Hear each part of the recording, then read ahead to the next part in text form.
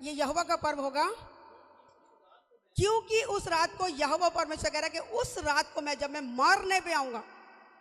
वो लोगों से इतना दुखी हो गया था कि उसने कहा इनको इतना टाइम दे दिया, अब ये ढिठाई में जा रहे हैं, इनको नाश करो भाई। समझ रहे?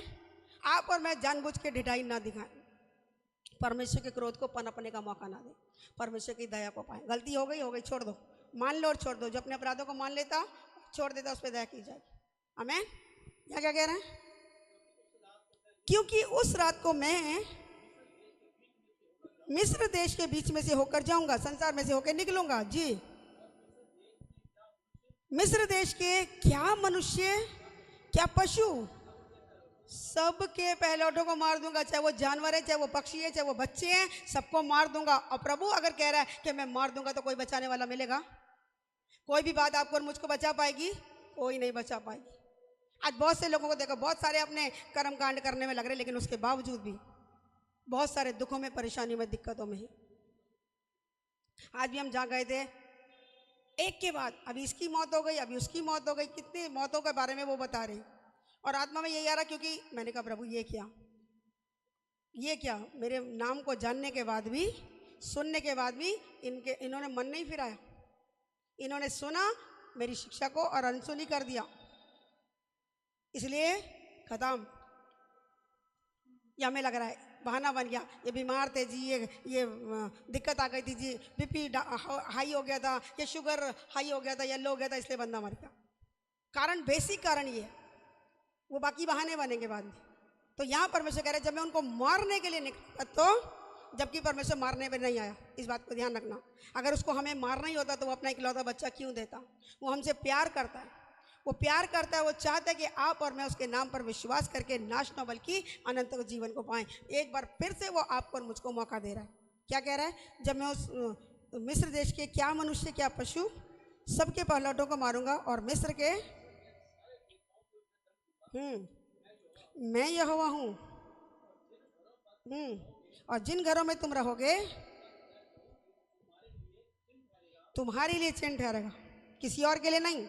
आपके घरों पे, चौखटों पे, अलंगों पे, खिड़कियों पे, दरवाजों पे जब आप यीशु के लहू का साइन लगा दोगे, एक डॉट लगा दोगे, तो जहां यीशु का लहू लगा दिखेगा, परमेश्वर उस वाले घर को तो छोड़ जाएगा, लेकिन बाकी सब मारेगा। ये परमेश्वर का कहना है, मैं नहीं बोल रही, मैं सिर्फ पढ़ के सुना रही हूँ, आपको अलर्ट कर रही हूँ, डरा भी नहीं रही मैं आपको।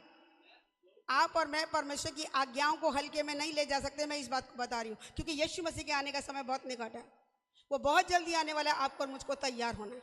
अगर हम अपने पापों से तौबा नहीं करेंगे तो नाश हो जाएंगे, इस बात को याद रखना, ठीक है? तो जिस जगह पे यीशु का, परमेश्वर का लहू लगेगा, मेमने का लहू लगेगा, सॉरी, उस पर जब वो लहू लगेगा जी, उस लहू को देखकर तुमको छोड़ जाऊंगा।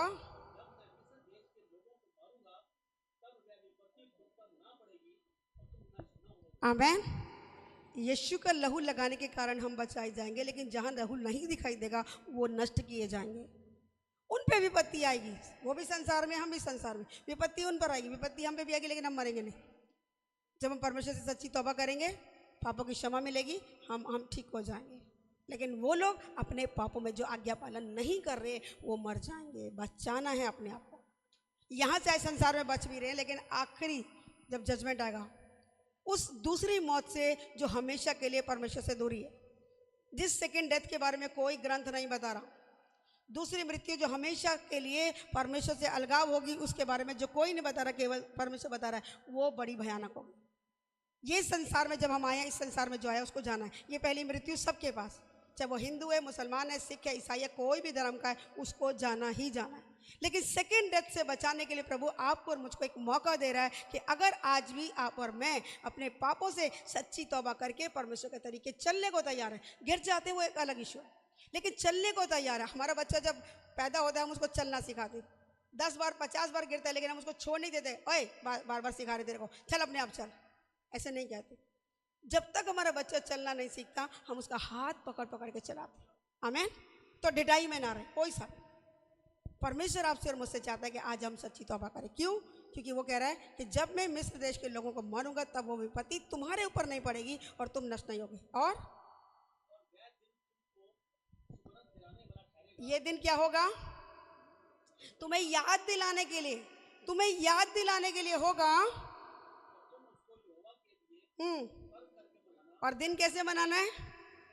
पर्व करके मनाना है। पर्व कैसा? त्योहार कैसे मनाते थे हम जब यीशु को नहीं जानते? त्योहार कैसे मनते थे? हर त्योहार पे हमें क्या चाहिए? नए कपड़े चाहिए हमें। और क्या चाहिए?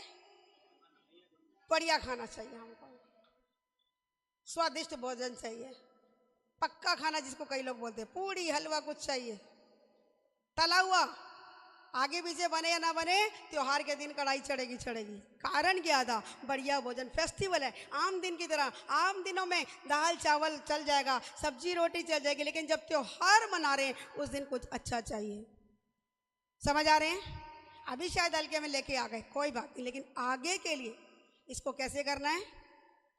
बहुत लोगों को पता था वो नए नए कपड़ों में आया आज, जिनको पता था। जी गुड फ्राइडे आ रहा है। गुड फ्राइडे क्या मतलब है उसका? उसका मतलब ये कि हम अपने आप को और पवित्र करें, परमेश्वर के तरीके और चलें, और ये दिन तुम्हारे लिए पर्व करके मानना, वो दिन तुम्हारी पीढ़ियों में सदा की विधि जानकर पर्व माना जाए। हालेलुया। और इसका 12 का 43 भी घर जाके पढ़ लेना, ठीक है? 43 से 51 तक। अभी मैं नहीं जा रही उसमें क्योंकि बहुत सारी चीज़ें हैं, फिर एक बार खुल गया तो फिर लंबा ही जाएगा, ठीक है? तो अभी ज़्यादा डिटेल में ना जाते हुए, मैं समझती हूँ इतना काफ़ी होगा। हैं जी? कुछ पल्ले बढ़ा, कुछ अंदर गया क्या?